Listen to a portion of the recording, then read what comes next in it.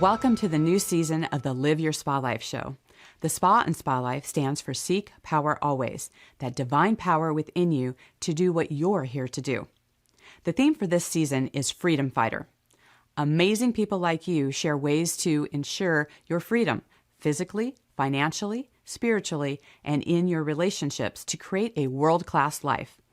In these times of uncertainty, it's time for you to move past the distractions and start trusting yourself more through your God-given knowingness. No one truly knows better what's best for you than you. In this season, you'll have plenty of examples of people choosing their best life and giving a voice of freedom to those who are also looking to have their best life. Thank you for sharing your precious time with us and being part of the Live Your Spa Life conversation.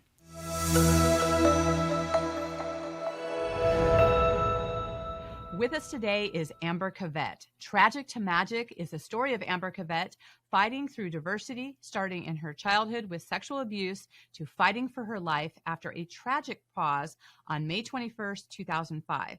Amber was involved in a motor vehicle accident, leaving her sandwiched between two large vehicles, which resulted in multiple disabling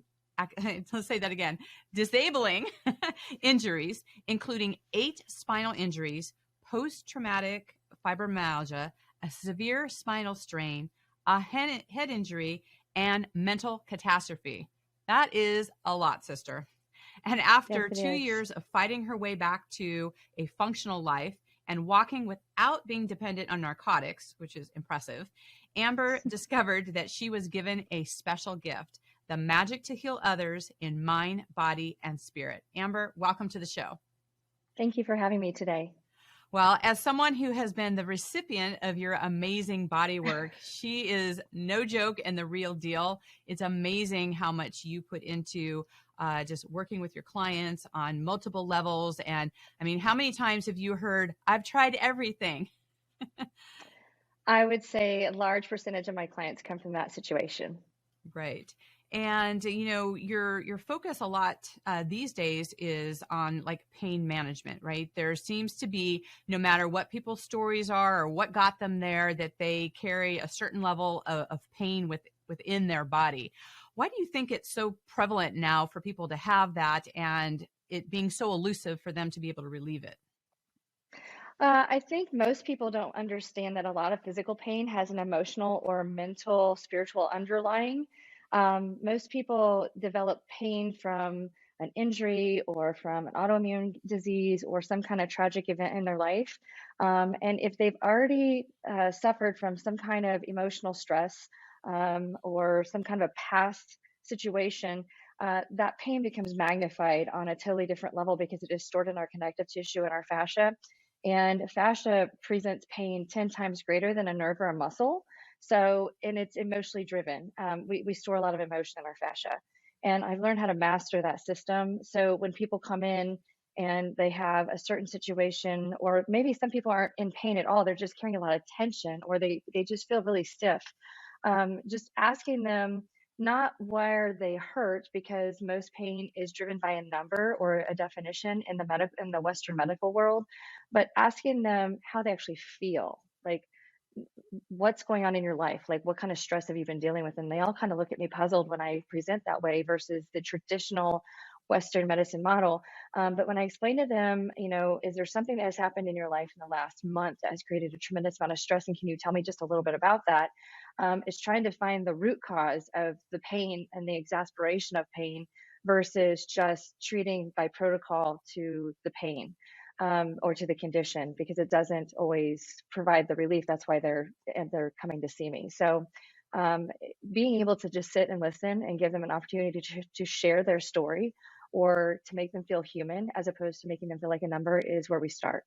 Right, right. Absolutely. You know, I remember hearing that, trauma is in the tissues and that we all have a story that has led us to where we are now.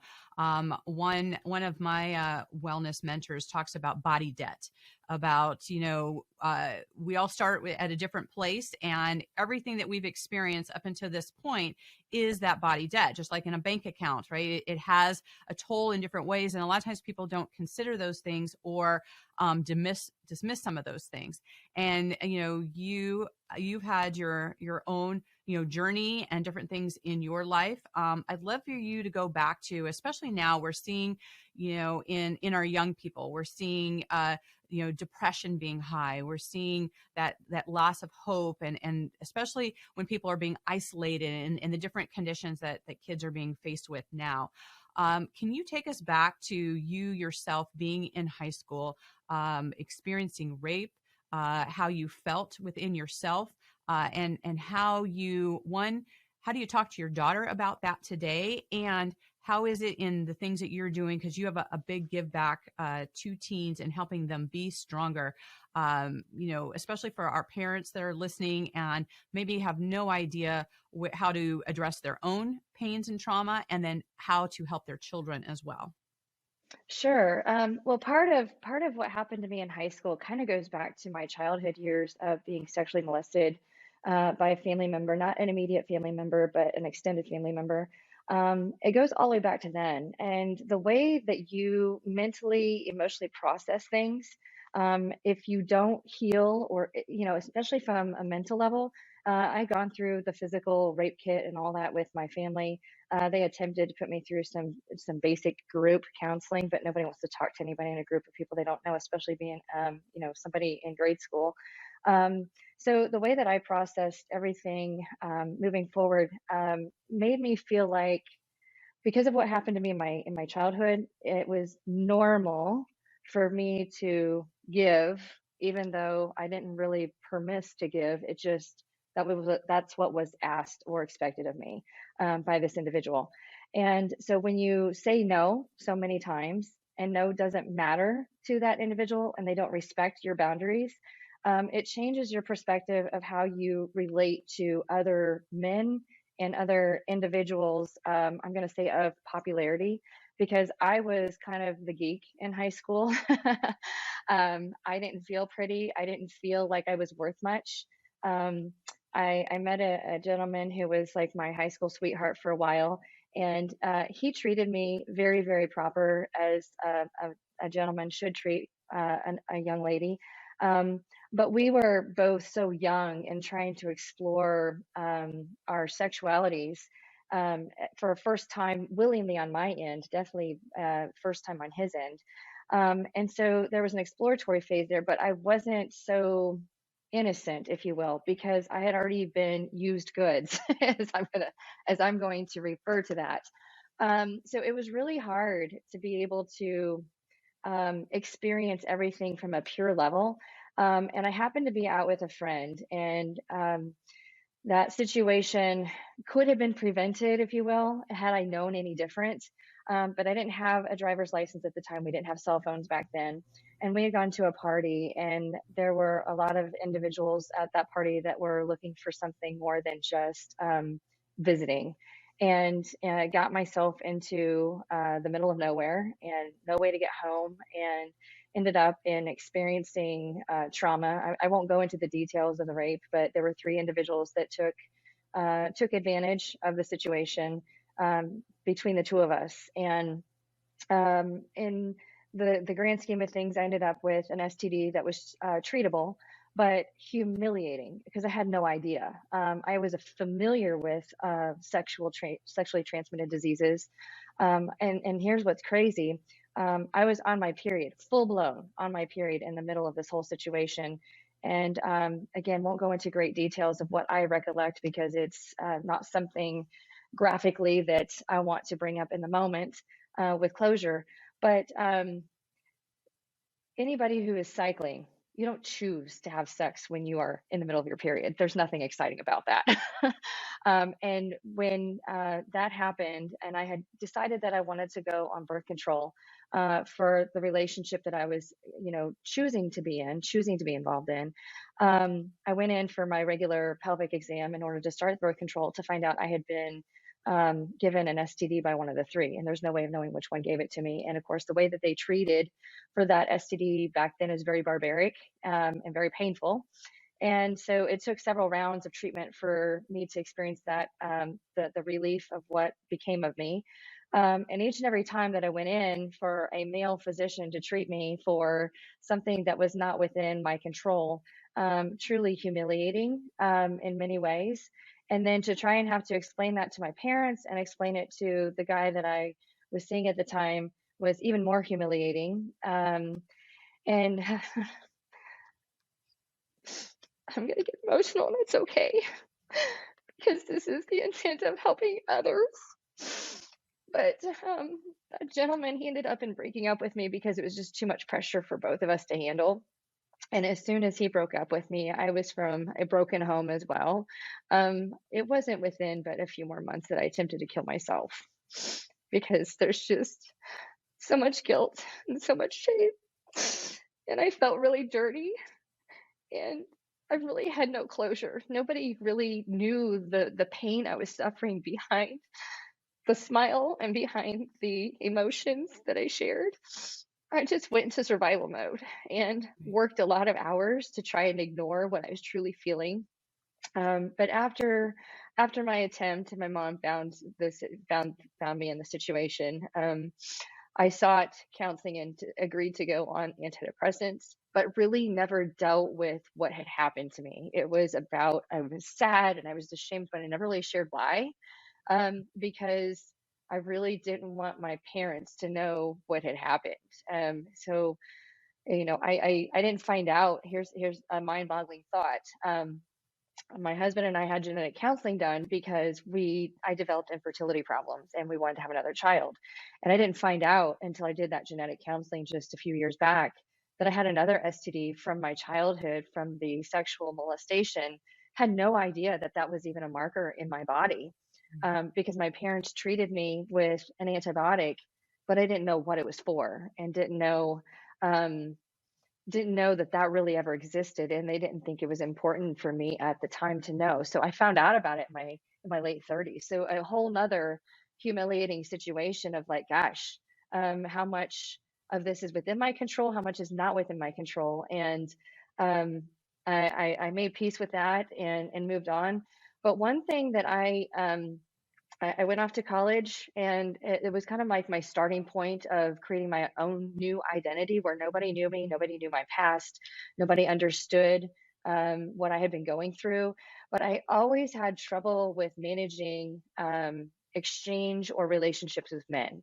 It wasn't anything for me to have a sexual relationship or a sexual encounter with somebody at a party or somebody out and about, because I felt like that wasn't, it's not a big deal. I've already done that many, many times. That's normal. Like, when really it was a true disrespect to myself. And I didn't figure that out until I met my husband, who I'm with now, and he and I have been together 25 years. And he was the one who truly treated me like a human being when it came to understanding my emotions. He and I did not deal with the true depth of my sexual abuse until I was pregnant with our child and I found out I was having a daughter, and went through PTSD and just panic attack after panic attack, and to the point that I quit sleeping. And I woke up in an absolute panic one night, and I just finally told him, like, I need help and this is way beyond my control. um, I was relieved to go get help for all of this because it had been swept under the rug for 3 decades. And just to go in and talk to a counselor who had dealt with similar victims like myself, and understanding the pathways of the mind and how to start breaking things down. And a lot of things that I thought were my fault, why I reacted a certain way, why I was OCD on certain things in life, why I would overreact to certain situations that I would see on TV or in the news, or being at a party and overhearing something about somebody bashing another female for something she had done to this guy, what have you, just so many different stories. I became very defensive of so many other things going on around me that created unnecessary stress. But that was my body's way of reliving what had already been humiliating to me in the past. Right. So going through that counseling was imperative, and going with it was a male therapist, um, but the way that he presented was in a Christian based setting that I felt I had control over. And it opened up a lot of doors of opportunity because it made me realize that a lot of what I had done was not my fault. It was an outcome of the situations I've been put in. And um, my anxiety and my OCD was not my fault, but was as a result of my upbringing. and the pressures placed upon me before my mind and my body was able to mature, and not understanding how all that is stored within us. So, and at the same time, I'm already in the sports medicine arena. I'm already doing massage and body work. So then I really started tapping into understanding fascia. And the more I understood that, I'm like, okay, now we've got to start taking care of ourselves. And teaching self-defense to others and rape prevention, because had I known that that was a preventable situation years ago, by not putting myself in certain situations, not isolating myself, and knowing that I was going to a party at the age of 15. There's nothing good that comes out of a party at the age of 15 with a group of people you don't know, and no lifeline to come back to. Those are just some of the things that I've learned later in life, and have open conversations with my 11-year-old, and sex trafficking, and truly facing my fears head on. I think that's so important, is facing your fears head on and empowering your mind with knowledge, because knowledge is power, about the type of animals and monsters that create the conditions that I had to survive. So I've been researching that stuff for a long time. When my daughter and I talk about things, we talk about things anatomically correct. No conversation is off the table. And more importantly, if she asks me a question, or if it's an awkward question, right? Because we all have awkward conversations with our kiddos, I think. But I think kids nowadays are so much more aggressive and progressive with sexuality in general. I mean, she's in 5th grade and they talk about it at recess, and it makes her uncomfortable. It makes her friends uncomfortable. And just teaching her in conversation in a safe environment, that she knows what to do to disengage those conversations, and or to bring them to my attention so I can help her with strategies to disengage. Right. It's the same thing with my clients. I have a lot of clients that I've seen who have been abused or have been assaulted, sexually assaulted, and they don't know how to manage those thoughts. And so now I've got the power to help those individuals. So I heal every time that I get to share. So Yeah, thank you. Amber. Thank you, for being open and vulnerable to share that, because, there's always like a different perspective on it. And, as much as, people want to say, like, all victims, we know that everyone experiences things in their own way and processes them in a different way. And it also holds within their body, mind, and spirit in different ways too, which means that how they deal with it and how they look at it. A lot of times we see this, one of the commonalities that we do seem to have is this sense of embarrassment or shame. And there's something about in society of, there's a lot of labeling, or, and I know that it comes from an empowering place when we say, like, I could do this. And there is a sense of control in that. But we also don't want to blame a child, right? Because a child is in a situation that, they only know what's in front of them, and they're trusting the adults that are in front of them to be able to do good things. So knowing what you know today, and Hmm. I'm sure that you've done this a million times, where you go back to your child self, to your high school self, what would you have liked to have known, or what kind of support would you want to have had in place in those times? Um, I think one of the greatest lessons I've ever been taught is to control the controllables. You have control over what you think about, how you feel about those thoughts, what you say, and what you do. You don't have control over what other people say about you or how they feel about you, whether they understand your situation or not. And after being bullied and being harassed by a lot of males after they found out about certain things that have happened in my past, wanted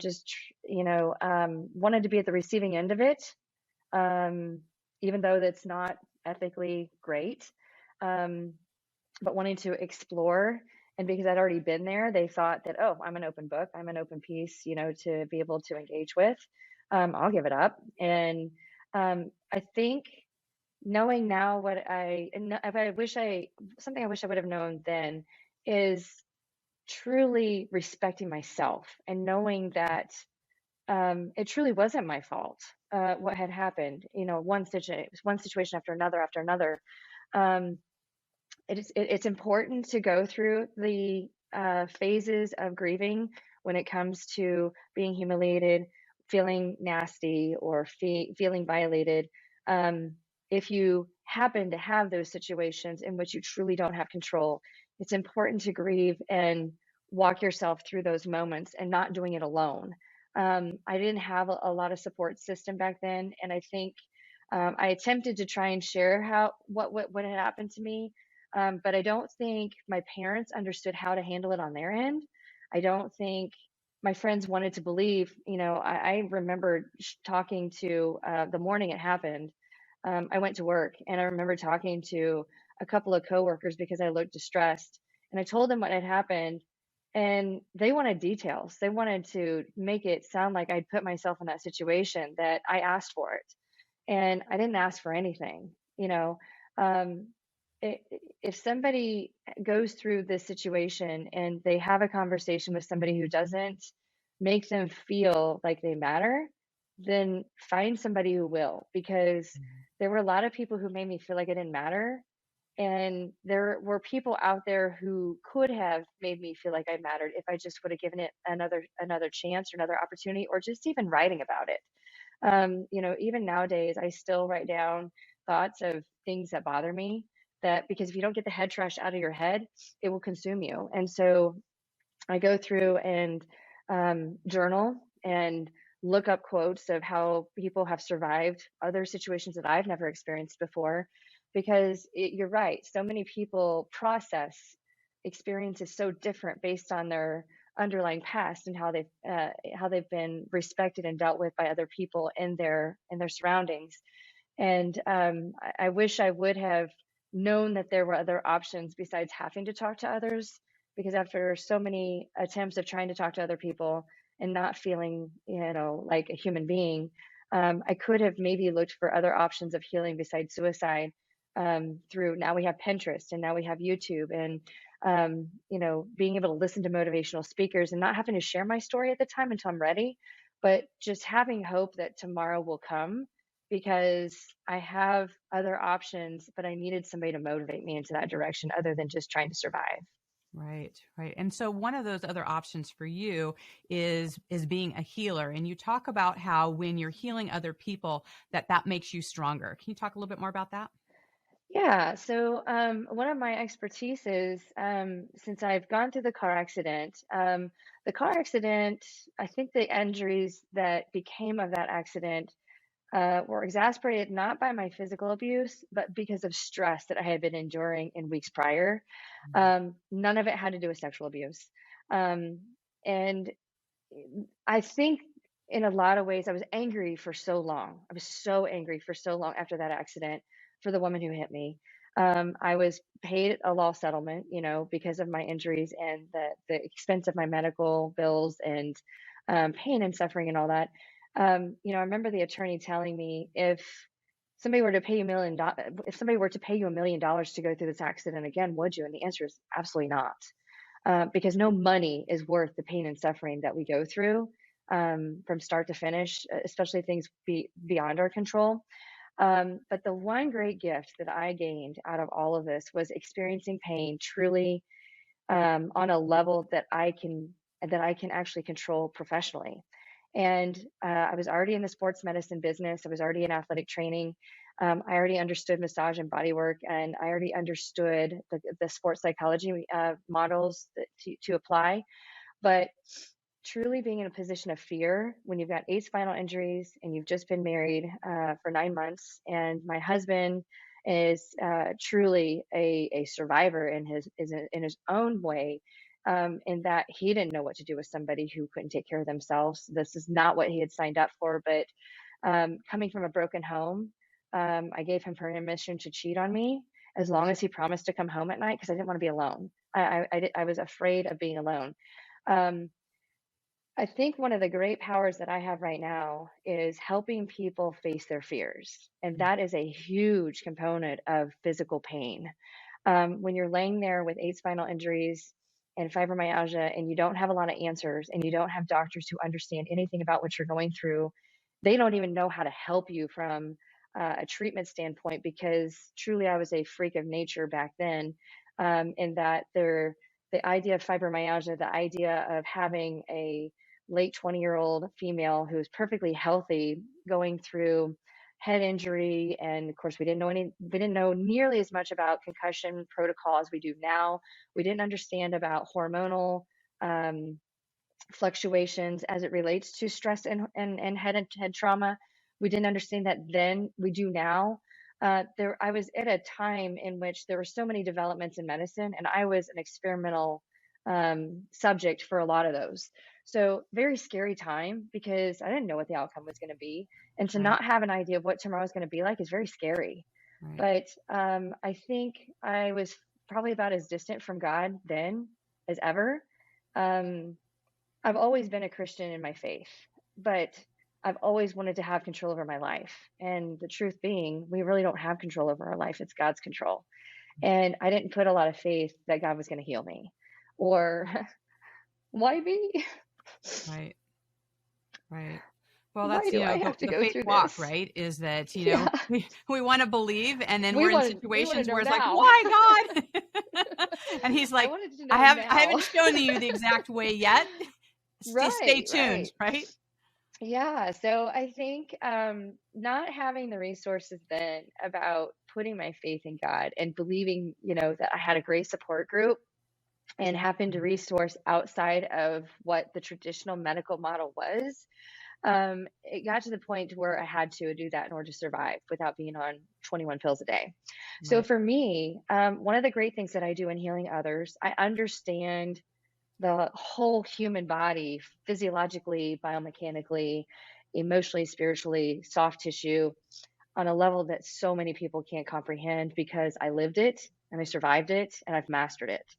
And so when it comes to healing others, not only do I provide the physical medicine through soft tissue work on a level that people can comprehend and receive it, not because I'm delivering it the way I've been taught. I think there's a big disconnect there. A lot of therapists will do certain soft tissue modalities, whether it's scraping or cupping or um, massage application. They'll do it at a deep level because they think that's what they're supposed to do, because it's how they've been taught, as opposed to what can you handle and receiving without going into a reactive mode. So in other words, you have to be able to relax and receive and feel ah like the relief is here, and being able to allow that individual to hand over their body to you in a trustworthy manner so that you can fix them. It takes um it takes a very special human being to be able to do that. And I like to say we are all spiritual beings living a human life, not human beings living a spiritual life. And Mm-hmm. so to be able to connect with somebody where they're at, to make them feel spiritually associated with you, gives you greater power to being able to heal them, because they're vulnerable. And the more vulnerable they can be to you in a very trustworthy, safe setting, the more you can truly unlock what's causing their pain. And I've learned how Absolutely. to do that through my own adversity. Yeah, definitely. Well, it's so important that, I love how have been able to distinguish between the pop as many pills method to really being in tune with the body, to actually, have faith and trust in the body, that the body can heal itself, and that there is a multi-tiered approach. Like, our body is a system. Like, we need to know the whole system. We can't just look through one lens and go, oh, do this, because we all have different bodies. We all have different experiences. There are different ways to do that. And before we get a little bit deeper into that, one of the things I always like to ask my guests on the show, talk about creating experiences that you like to have, is we have a different experience in our bedroom versus our kitchen or our office. What is your favorite room in your home, and why? Oh, interesting question. So my favorite room in my home. I don't know that I've ever thought about that. That's really cool. Um, I don't know. I don't know that I have a favorite room in my home. It used to be my treatment room, but my treatment room is now based in my facility where I'm at now, which is next door to my house. But for the longest time, I truly loved being in my treatment room because there's so much healing that takes place there, and it truly is a sanctuary in itself.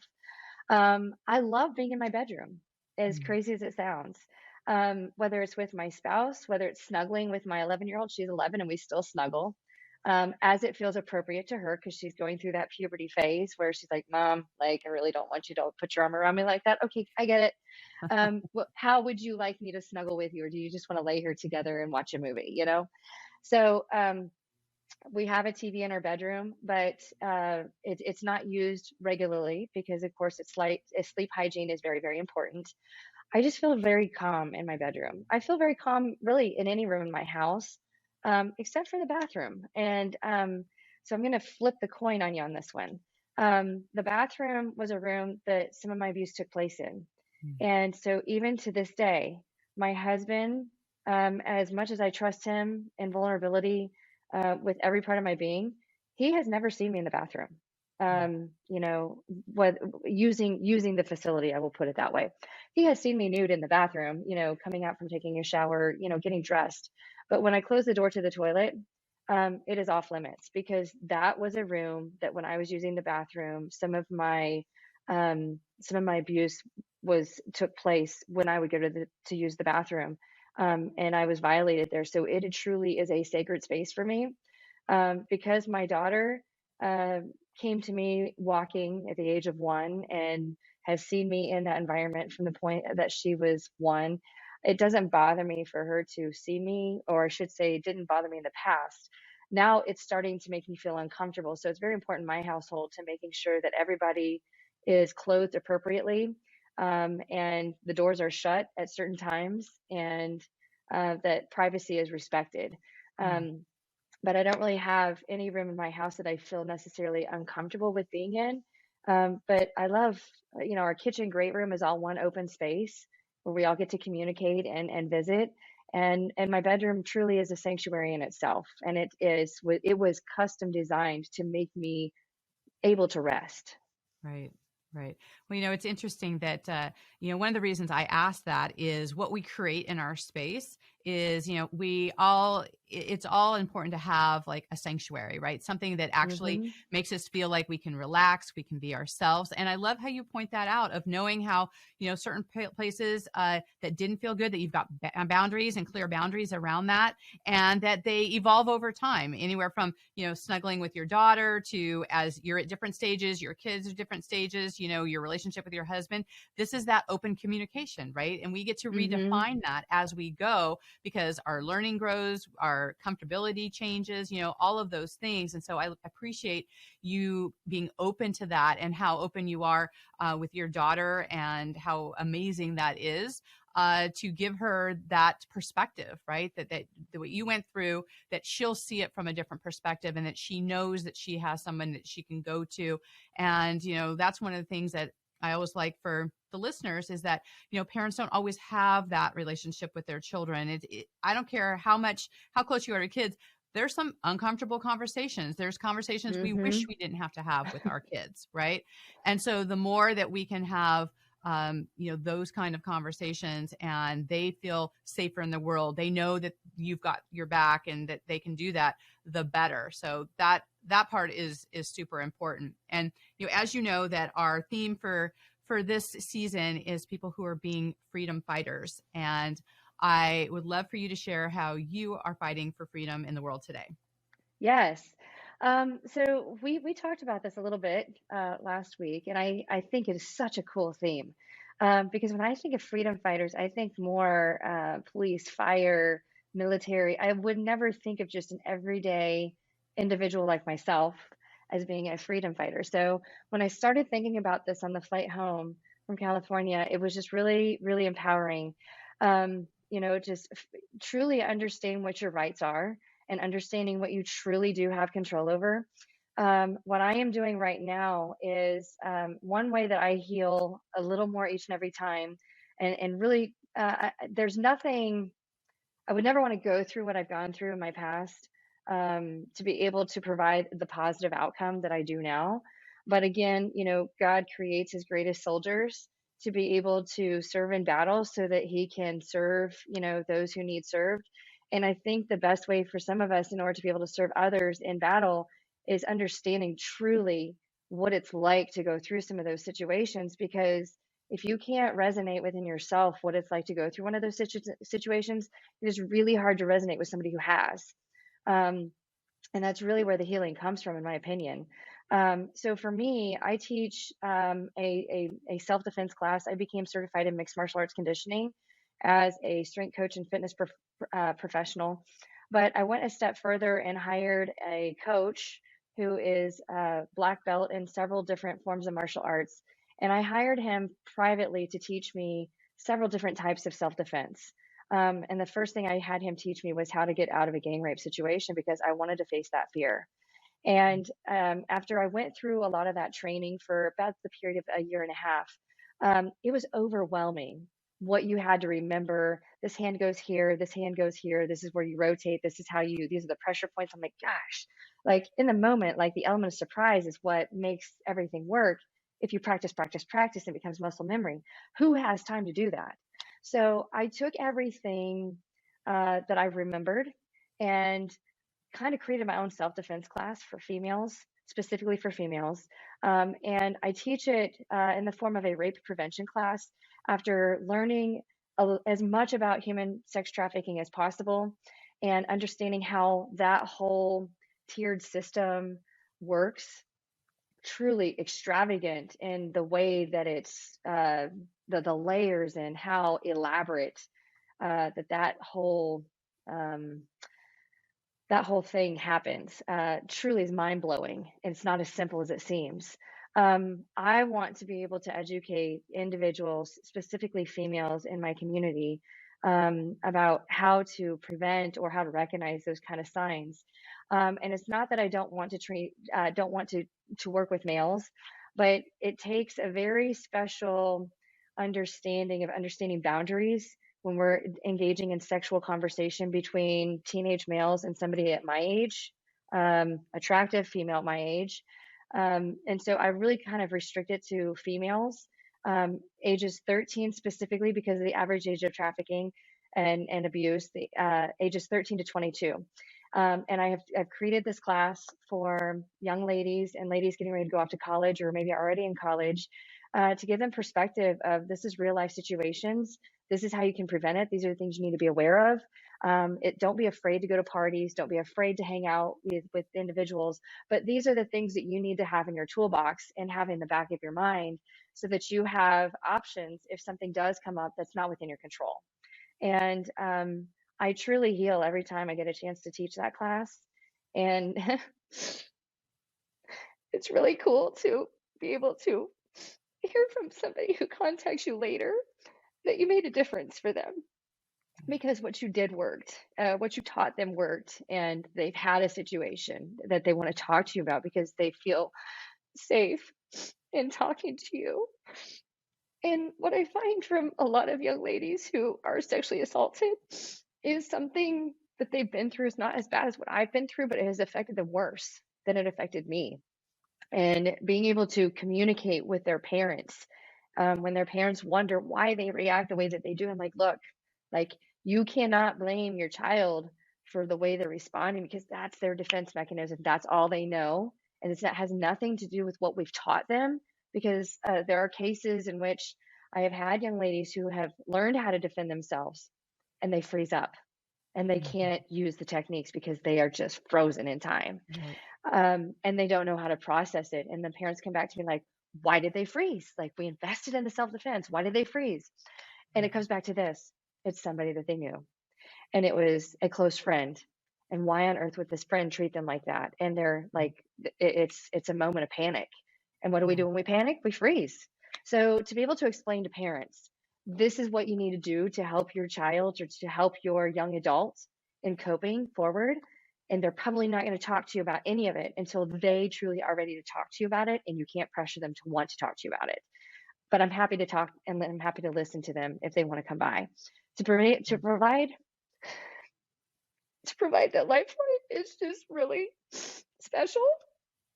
And truly it makes me heal a little bit more. And I'm emotional because it makes me happy to know that I'm able to help them. Because I don't want them to ever feel alone like I did.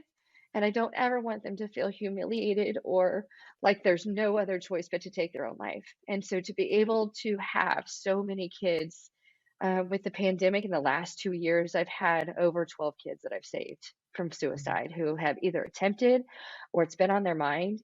And some of those individuals are not even sexual assault victims. They're just people dealing with everyday pressures of being a teenager and being accepted. And I think a lot of them, a lot of us experience a lot of the same mental and emotional spiritual distress as being assaulted or being abused, and they haven't had that happen yet.